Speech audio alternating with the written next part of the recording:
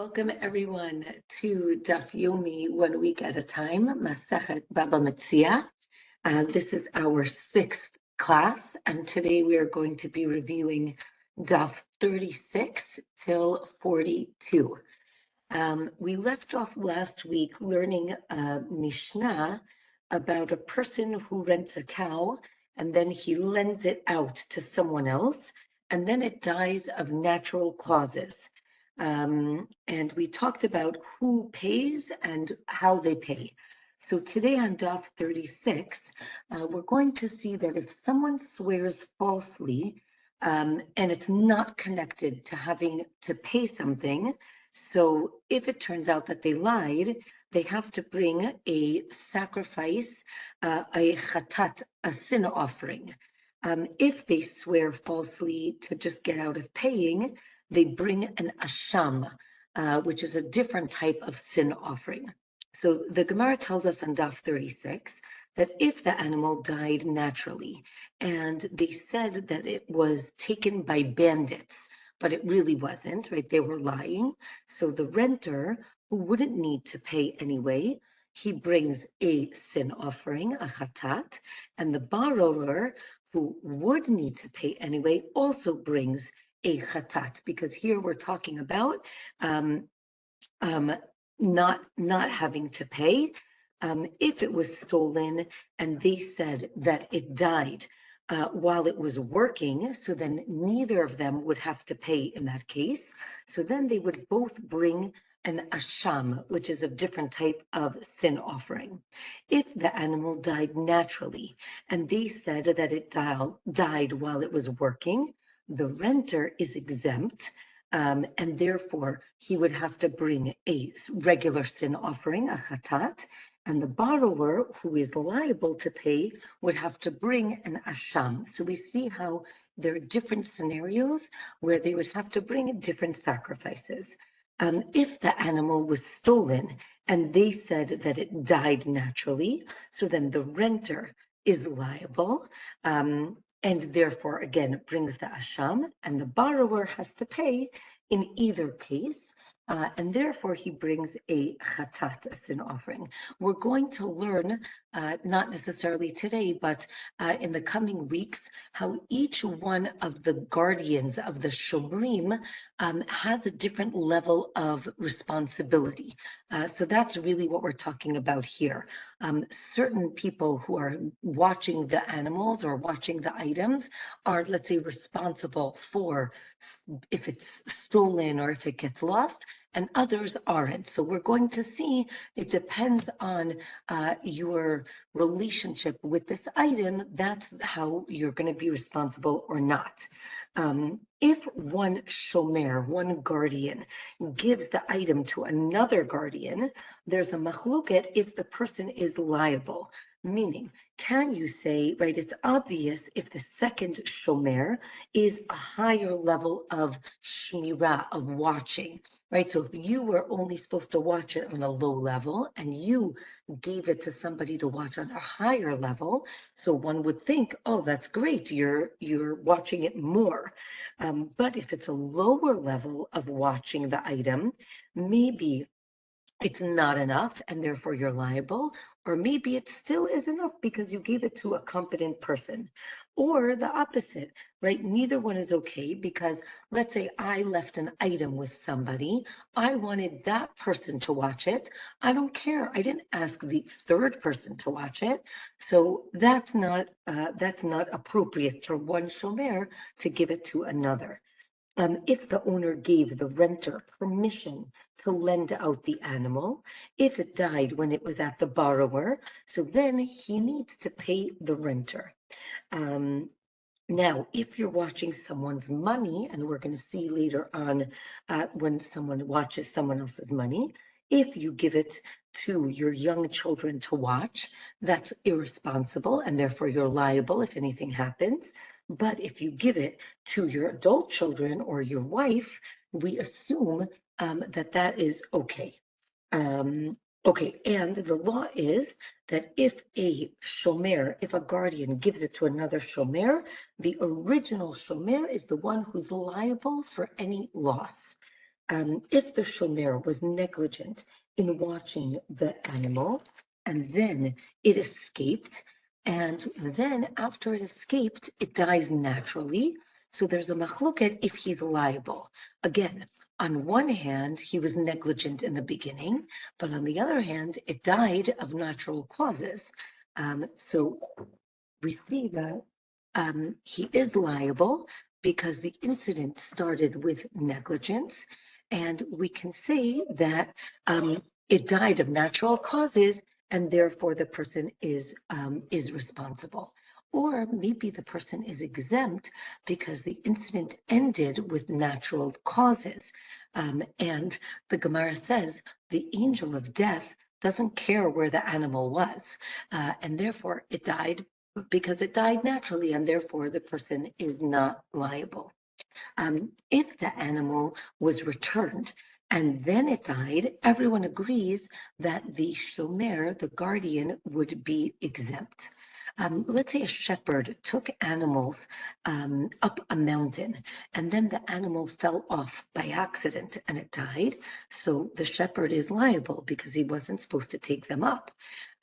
If they died of natural causes, so then he would be exempt. If a person borrowed from the renter and it died in his possession, the law is that he does not pay the renter. Okay, Daf 37, we have a new Mishnah.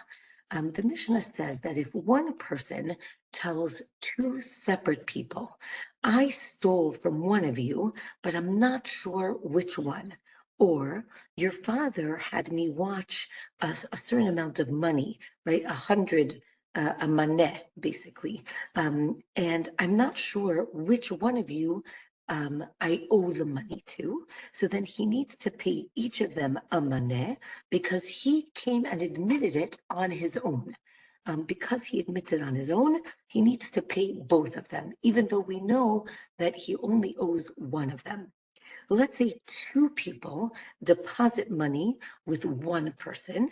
One of them says, right, one of them gives a maneh and the other gives two maneh.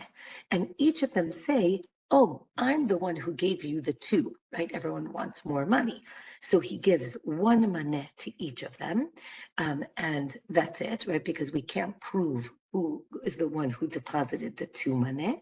Or we put aside three maneh and you wait till Eliyahu Hanavi comes and he'll say who you have to give it to. And the impression here is that we're trying to prevent people from lying. Let's say two people deposit an item with this person, and one of them says, mine, right, one of them was worth less and the other one was worth more, right? Here the Mishnah says one is worth one maneh and one is worth 1,000 maneh, right? So much, much more. And each one says that the, Ming Dynasty, uh, vase is his. So one of them gets the cheap vase, and then you break the expensive vase, and everybody gets a little piece of it, and the rest you put aside, right? Or you just put everything aside because we don't know who it belongs to.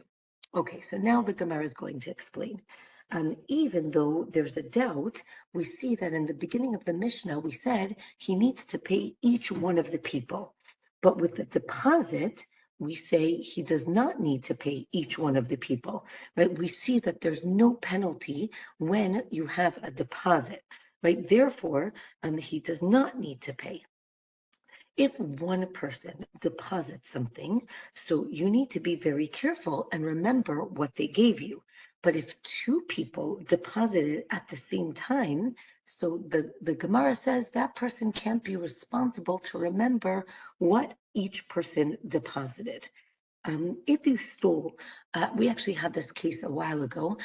If a person stole from one person, but there are five people standing together, and he says, I know I stole from one of the five of you, but I'm not sure which one.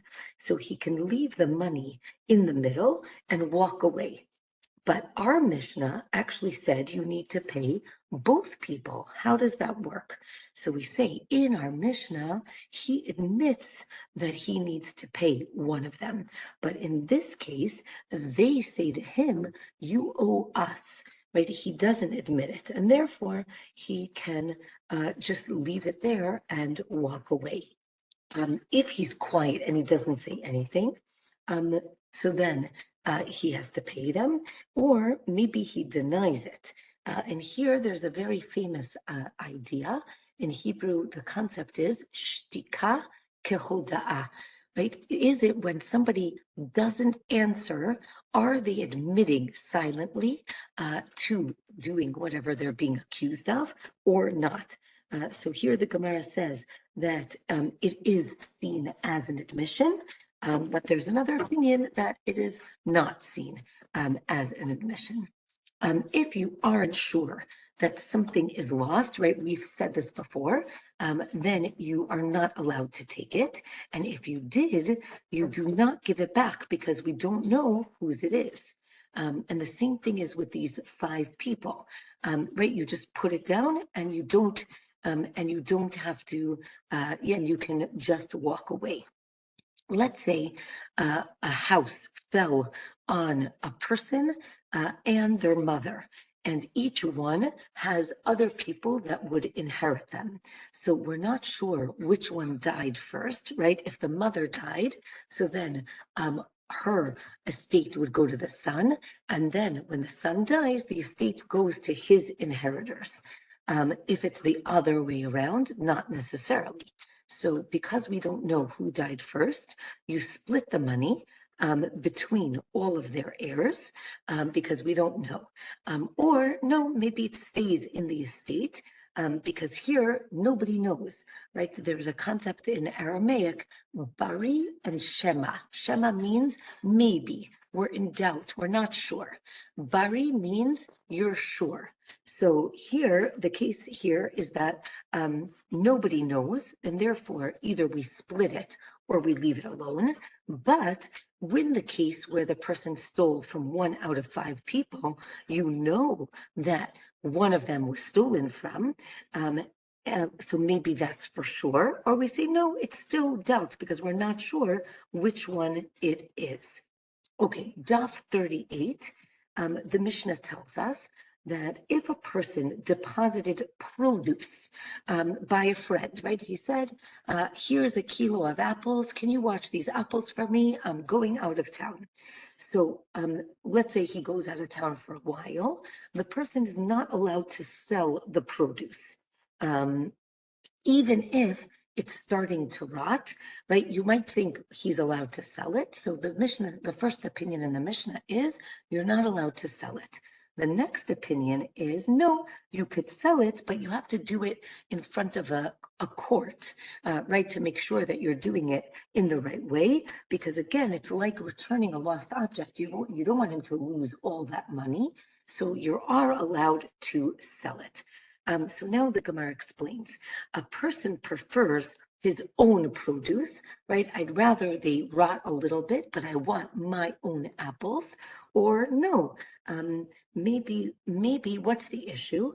Maybe the person said, right, I left a kilo of apples in your house, and then the person had to separate trumot and masrot, right, the gifts to the priests and the Levites.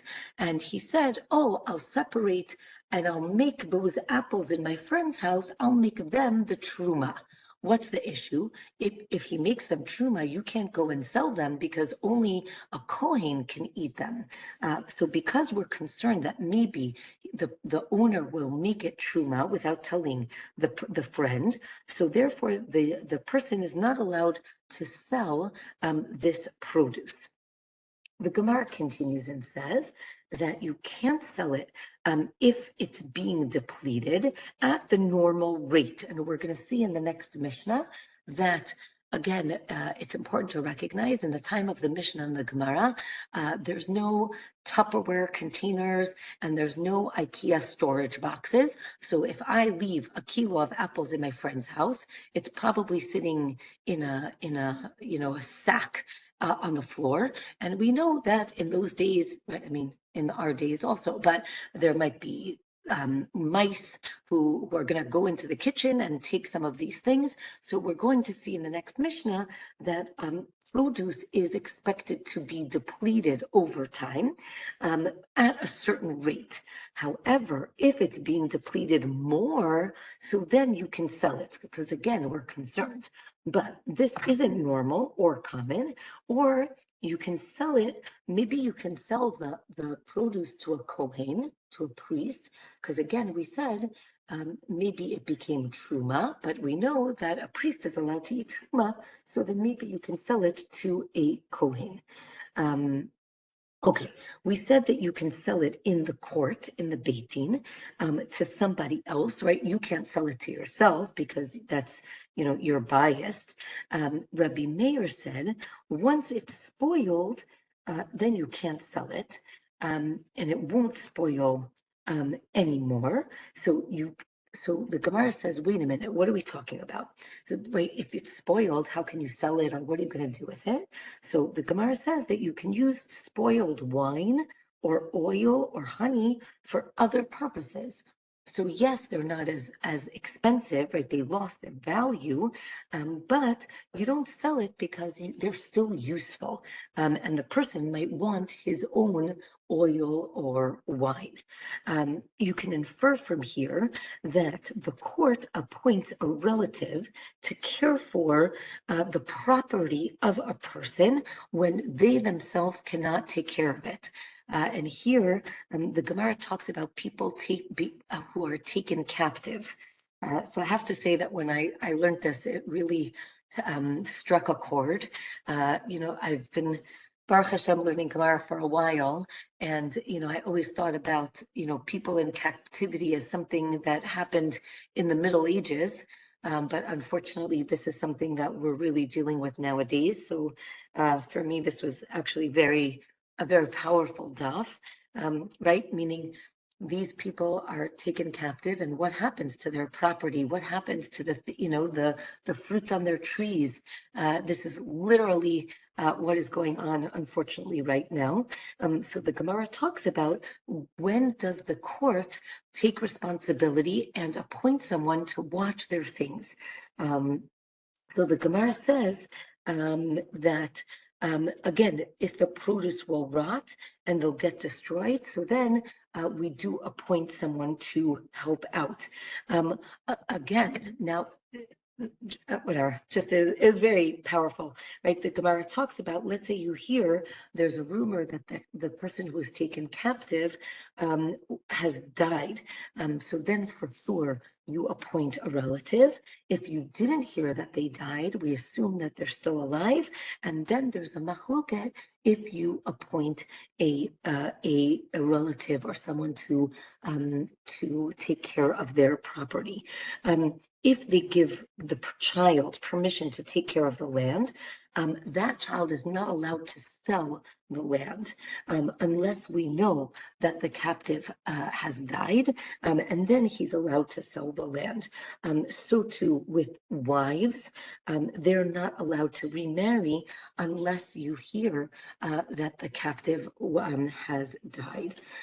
If the owner, let's say the owner just disappeared, the owner decided to, pick up and leave, and we don't know what happened. So relatives can't come and just take the produce that they want. And here the Gemara talks about basically three cases. One is a person who's taken captive. A second person is someone who disappeared against their will. And the third is someone who voluntarily picks up and leaves. And each one has a different responsibility, right? Their family has a different responsibility to their property. So Daf 39 tells us that the relatives that take over the property are like sharecroppers. So if they hear that the person is on their way home, so they actually can harvest the produce and they can eat the produce because they've been watching this field, or no, they're only allowed to take a certain amount, like the amount that a sharecropper can take, and not any more than that. The husband doesn't get paid for the expenses that he put into his wife's property and thereby improving the property. If his wife was a minor when she married him, and she was a minor who was an orphan, which means we learned this previously, that she's really only married dirabanan, right? Only rabbinically married, and we know that as long as she's under 12, she can just dissolve the marriage. She can just walk out. So then he does get back any investment that he put into her land, because we know that she can just walk out at any time. If a person left by himself, right, voluntarily, so the relatives aren't appointed for his property, and if he runs away, because let's say he killed someone and he needs to run away, you do appoint relatives. If a person was taken captive, we said you do appoint an overseer, and this is a voluntary position, because again, Be'ezrat Hashem, we hope that it is short term, and he does need to harvest the land. And after the harvest, we appoint a relative to take care of the land. We do not appoint a minor for this job, because again, we don't want him to ruin the property, and we don't allow the relative of a relative to take over, right? It has to be a direct relative, and we do not appoint a relative for a minor's property, because again, we're afraid for the relative of the relative, we're afraid that he's going to say, oh, no, this is my land. And for the minor, the minor himself can't make a chazaka. The person can't make a chazaka from a minor's property. And therefore, we do not appoint someone in this case. Okay, okay, so now we have a case, and again, I'm sorry to keep bringing it up, but I'm sorry, but this whole daf was just so powerful, right? The Gemara talks about if a grandmother and a daughter were taken captive, and then they left two other daughters. One of the daughters dies, and the other sister and a grandchild are left. And then we find out that the grandmother died, but we don't know about the other daughter in captivity. So now what do we do with the property? So the surviving daughter gets a third of the property. A third goes to the grandson. And the last third is split between those two people. And then we appoint an administrator for the grandson, because presumably the grandson is a minor. If witnesses are, so here the Gemara talks about what if the claimant is this scary individual or some sort of mafioso, and we know that witnesses are afraid to testify against him. So then the other side of the claim is allowed to bring witnesses to prove their case. Let's say a father died and he left older children and younger children, and the older children improve the land. All the children split the value of the improved estate. We don't say only the older children get it, rather we split it among everybody. Okay, Daf 40, we have a Mishnah that tells us that if a person deposited produce, and this is what I mentioned before. Now, the Gemara is going to explain it. I'll explain it here. Basically, again, what was our case? I say to you, can you watch my kilo of apples? And you're like, sure, I have, 5 kilos of apples of my own, and you take the bag of someone else's apples, and you put them all with your apples. Now, the person comes back and says, okay, I'm here for my apples. And now the Mishnah tells us that we assume that over time the produce is reduced, and therefore, even though I deposited a kilo of apples, you don't have to return a kilo of apples. You can return less, and we're going to discuss how much less and exactly what. Okay, and then basically the Mishnah on Daf 40 goes through different types of produce and what percentage we assume they are going to be depleted. So it could be anywhere from 10%, it could be 3%, it could be 5%, it could be even less, 2.5%, basically based on what type of produce it is. It gets depleted over time. Again, the Mishnah assumes that mice are eating it, and all different things that are crawling through your house are going to take away some of the produce. And the Mishnah says this is all based on the proportion of the quantity that was deposited and the time that it was in the person's house. Or that's one opinion. The next opinion is no, you only reduce it based on 1 core is a volume, 1 core of produce. It doesn't matter if you deposited 10 core, you only assume that it's depleted by based on 1 core. Why? The Mishnah says, listen, mice can only eat a certain amount.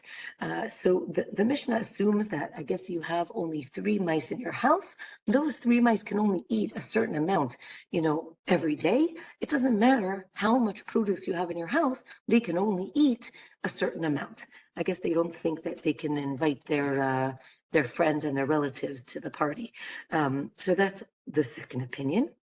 The third opinion is if you deposited a lot, so then it doesn't deplete at all. And here the Gemara is going to explain it, but basically the idea is that even though there's a certain amount of depletion, there's also an assumption that here it's actually talking about grain, that grain in the rainy season is going to absorb moisture. And if it absorbs moisture, right, it has more volume. And therefore, the increase in volume is going to balance out the rate of depletion. And therefore, if you deposit it, again, I keep saying a kilo, but I think that's weight. I think it's more volume, right? If you deposited a certain value, you'll get it back if you deposited a lot. So now the Gemara explains this. Now, this is only when the person mixed it all together with his own produce. But if you came with a bag of, again, we can say wheat. If you came with a bag of wheat and you put it on your, in a corner, then if that bag of wheat is still there, you just pick up the bag and you return it. Whatever's there is there. Yes, I like Ilanit's mouse etiquette comment. So the Gemara says, if it's still in the original bag, you just return the bag and whatever is there is there. Our case is when, again, as we said, you mixed it with your own, and then not only did you mix it with your own, but you ate from, again, as part of it is yours, so you're allowed to eat from it. You ate from it, and you don't remember how much you ate, and therefore you're not sure exactly how much to give back. We said that if you deposited a lot, so then you have to give back the same volume. How much is a lot? So the Gemara explains a lot is 10 core, which is a lot. I'm not sure exactly, but it's a lot. As we said, in the rainy season, the produce swells. Again, I don't think we're talking about apples here. I think we're talking about different types of grains, whether it's wheat or millet or barley. We assume that it's going to swell, and therefore you return the exact amount. So the Gemara says, wait a minute, if it's going to swell, how come it doesn't break the barrel that it's in? So the Gemara says, oh, no, sometimes it does break the barrel that it's in. Or maybe it doesn't break the barrel because when it's packed very tightly, it doesn't swell, and therefore I don't know, and therefore you don't have to give back. You will have to give back less. Since we're talking about reducing the volume, the next Mishnah on Daf 40 tells us that we also can reduce the amount of wine and oil that you deposited. Here, this is not because of mice. Mice are not going to eat or drink wine or oil. But here, the case is that if you put wine or oil in a container, whether it's a barrel or a jug, it's probably like a clay jug, we assume that it's going to be absorbed into the walls of the container. And therefore, you expect to get back less than what you deposited. If you put it in an old jug, so then you do not have to decrease the amount. This is actually the opposite of what we said before, because when with the grain, we said, oh, over time, the mice are going to eat the grain and it gets reduced over time. Here we say that that these jugs will reach a certain saturation at a certain time, and past that, it's not going to absorb more. Right, so for any chemists, we'll talk about right, absorption rate. Right, there's only a certain amount till it becomes saturated, and then it's not going to reduce in volume. Okay, so that was when we deposited wine or oil. Also, the Gemara talks about when you're buying, this is actually the Mishnah, when you're buying oil, so the Gemara tells us that you have to realize that when you buy oil, there's a percentage of sediment that you get with it, right? Again, oil in those days, right? You crush the oil, the olives, and you make oil. There's sediment. Now, if you mix it all up, and we'll talk about that in a minute, the sediment is floating.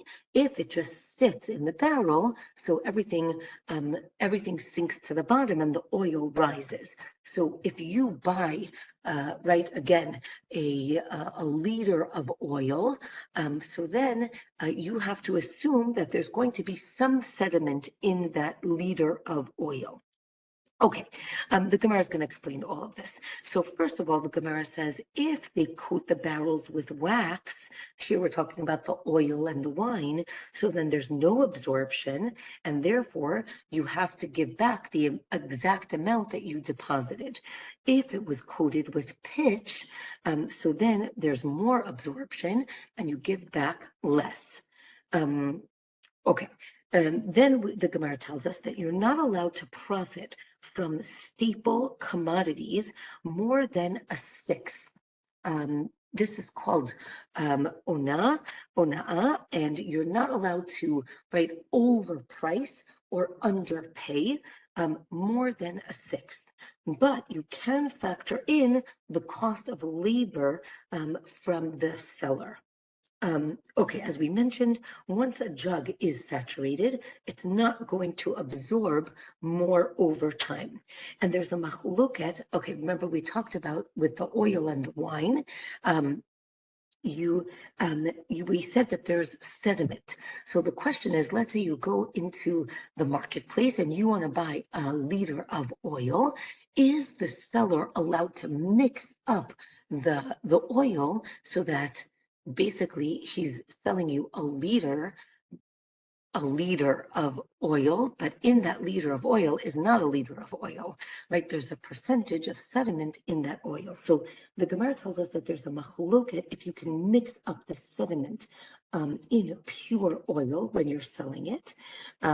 However, a balabait, meaning a homeowner, prefers a little bit less pure oil than the full amount of impure oil, right? The person will say, listen, give me, right, right, if a liter is, right, 1,000, right, milliliters. So the person buying can say, you know what, give me 950 milliliters and don't mix in the sediment, right? I'd rather have pure oil, but less. I'll pay for a liter, but don't give me the sediment. There's also a machloket. If a person accepts at the time of sale, right, do I say, okay, I'm assuming that there's going to be sediment in the oil that you give me. Or not, right? There's also so we just talked about sediment that sinks down to the bottom, but there's also this like residue that floats to the top of the oil. And here the purchaser does not want that, and neither does the depositor, or maybe both of them have to accept it. Another idea, and I think this is beautiful as we're entering the month of Nisan, the Gemara explains that in Tishrei, right, in the fall, when they're making oil, the oil was just made, and therefore, if you buy oil in Tishrei in the fall, it's going to be very cloudy. It's going to also be very cheap. But if you buy it in Nisan, which is right now, it's going to be refined and much more expensive because it had time for it to settle. Okay, the next Mishnah tells us that if a person deposited a barrel, right, with a friend, and he didn't put it in a specific place, he says, can you please watch this for me? And then the shomer, the friend, moved it, and we'll see why in a minute, and then it broke. So now we're going to have different cases. If the person moved it for his own benefit, right? He's like, oh, you know what? I'm having a party tonight. I need to move this barrel out of my living room. And then when he moves it somewhere else, it breaks. So then the shomer is liable and has to pay for any damage. If he moved it for the purpose of saving the barrel, right? Let's say, oh no, he looks up and there's a leak in his ceiling and he says, oh, I better move this barrel so it doesn't ruin the barrel. So then when he moved it to the other room, then it broke. So the person is exempt because he was trying to save it for his friends. Now, the Gemara is going to explain that if the shomer, the guardian, the person watching it, moves it for his own benefit, that's basically called stealing. He wasn't allowed to touch it. He touched it. So basically, he stole it. Again, it is in his house, but if he uses it, that's called stealing. Now, the Mishnah continues. If it broke after he moved it, meaning he puts it down and then he walks away and then something happens, he's exempt because he didn't cause the damage himself. Now, if it was originally placed in a specific location, right? I say, this corner looks great. Leave the barrel here in this corner.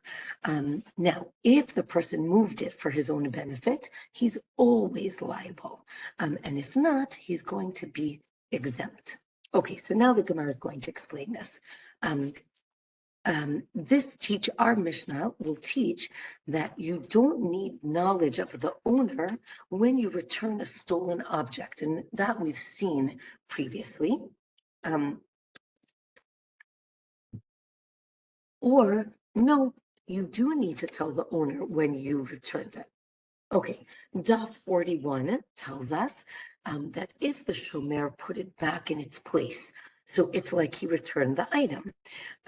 Now, the beginning of the Mishnah seems to be like Rabbi Ishmael, and the end of the Mishnah seems to be like Rabbi Akiva. And in general, we don't like when a Mishnah has two different opinions, but the Gemara says that's just the way it is this time. Now, let's say the shomer moved the barrel in order, right, again, to steal it. So then, again, he is, one second. Okay. So there's two ways we can understand this. Either he wanted to steal it, so that's completely stealing it, or he just wanted to use it for a minute and then he was going to return it, right? That's called misappropriation, right? He didn't want to steal it forever. He just wanted to use it, but he was going to return it. So the question is this called? Now the Hebrew term is shlichut yad, which literally means, did he, right, touch it? Did he stretch out his hand to use it? The question is, if a shomer does shlichut yad, they are liable. The question is, does it mean that they have to steal it because they want it? Or does it just mean they used it even temporarily and that's enough to make them liable? The other issue is, does it need to actually diminish the item or not, right? If you just move the barrel, maybe that's not called shlichut yad. So the Mishnah actually uses the word moving it to say that you used it. Therefore, it seems that this is called shlichut yad. And here the Gemara again, brilliantly, I think, right, says that if you use something without permission, that's called stealing, right? I tell my students all the time, if you borrow something without permission, it's not called borrowing, it's called stealing. And that's exactly what the Gemara says, right? If you move the barrel, you didn't have permission to do so, that's called stealing. Or maybe not, you just moved it, you didn't do anything to it, and then maybe you wouldn't be liable. Again, we have a case of a shepherd, right? If he rests his staff or his bag on one of the animals, maybe that's called misappropriation. Or if he struck it and then it becomes weak, only then is that called misappropriation, and then he's responsible. Or no, maybe you don't need it to have any loss, and it applies to all types of shomrim, whether you're getting paid for it or you're not getting paid for it. Okay, we say that both types of shomrim, of guardians, whether they're getting paid for it or not, they need to go to court to swear that they did not steal an item. And then they're exempt for paying, right? If we said that if they take an oath saying that they did not steal this item, they're exempt from paying. Okay, last daf for tonight, daf 42. The Mishnah says, if you deposit money by a friend. Now, beforehand, we had produce, we've had animals. Now you're depositing money. So let's say you deposit money by a friend and you bundled it up, right? You tie something around it. And then the shomer says, okay, great, thank you so much. And he puts it on his back. Or he gives it to his 5-year-old child, or he puts it somewhere and doesn't lock the door. All of these things are not seen as proper shmirah, proper guarding, and therefore the shomer is liable. Now, if he guarded it well, right, he locked it up, he gave it to another adult, so then he's exempt if something happens to it. Okay, so now the Gemara is going to explain that what's the problem with, flinging it over your shoulder, that if you're guarding money, you need to be able to see it at all times. And since we're talking about guarding money, the Gemara gives us some good economic advice. You should always divide your money into 3 parts. 1/3 you should invest in land, 1/3 you should invest in merchandise, and 1/3 should be liquid or available. So if I was a real estate agent, I would put my pitch in here, but I'm not, but okay. Another a beautiful idea about money and the things that we own. The Gemara tells us that blessing is always found in things that are hidden from the eye. Meaning, if you don't know how much is in your bank account, you never know. There might be a lot of money in your bank account. And therefore, the Gemara says, let's say you're on your way to the granary, the goren. You want to see how much produce you harvested. So the Gemara says, on the way to the goren, you can pray to God and say, Hashem, I really hope that we had a really good harvest, right? You don't know how much is there, right? So if you're about to check your bank account statement, so before you open it, you can say, maybe there's $1 million there. Who knows? Right? And then if you start counting, you could still say, Hashem, it would be really great if this year we had a good harvest. However, if you open up your statement and you see how much is there, now you cannot say to Hashem, Hashem, do you think maybe you could put $1 million into my account? You know exactly how much is in your account. That is not a proper request. When you know what's there, you can't ask for more. But if you don't know what's there, you never know what's there. Okay, what is the proper way to watch money? Again, we're dealing in the time of the Mishnah, in the time of the Gemara. There are no safes, there are no banks really. So how do you watch someone's money? You need to bury it in the ground. However, you do not need to do it on Erev Shabbat, right? Let's say if someone comes 5 minutes before Shabbat and gives you some money, you do not have to go out and bury it before Shabbos. But you do need to bury it right after Shabbos. The Gemara says, however, nowadays, when everybody knew that you buried money in the ground, so there used to be these robbers who would walk around with sticks and poke holes in the ground to see where the money was. So nowadays, says the Gemara, you can put the money in the beams of your ceiling or in between the bricks in your wall. And it seems that every generation, wherever they would figure out to put money, there would always be someone who would come and look for the money there. So they'd have to keep changing the places that they hid their money. So I guess this would be like putting it under the mattress. So now, apropos, the Gemara says, if a wall fell on chametz, right? We all know that next week we have to get rid, or a week and a half, you have to get rid of all of your chametz. So the Gemara says, what if a wall fell on all of your chametz? Is that seen as destroying your chametz? So the Gemara says that it's seen as destroyed as long as if a dog walks by and he can't sniff the chametz, then that would be considered destroyed. How much is it? It would have to be 3 tfachim under this pile of rocks. So the Gemara says, oh, maybe you have to bury your money 3 tfachim in the ground. The Gemara says, no, listen, dogs can smell food.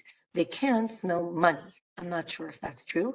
I imagine maybe you can train your dog to smell money, but here they're saying that dogs smell food but not money. Therefore, you only have to dig a tefach in the dirt, and that's how you can hide your money.